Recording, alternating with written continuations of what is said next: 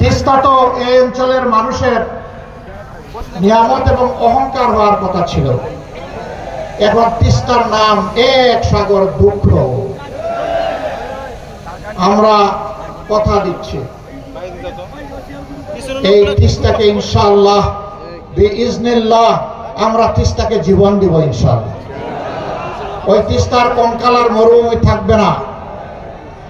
এই তিস্তা হবে উত্তরবঙ্গের অর্থনীতির কেন্দ্রবিন্দু ইনশাআল্লাহ।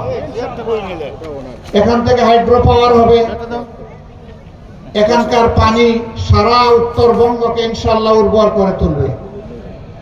আর নদী ভাঙ্গনের কবলে পড়ে বছরের পর বছর হাজার হাজার পরিবারকে নিঃস্ব হতে হবে না। আমরা কথা দিচ্ছি যে কোনো মূল্যের বিনিময়ে ইনশাআল্লাহ তিস্তা পরিকল্পনা বাস্তবায়ন হবে। কারো লাল চোখ আমরা পরোয়া করব না। আমার দেশ আগে, এ দেশের জনগণের স্বার্থ আগে।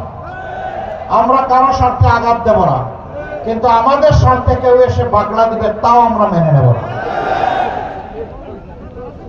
আপনারা সাথে থাকবেন, দুই হাত নিয়ে মজবুত ভাবে থাকবেন ইনশাআল্লাহ।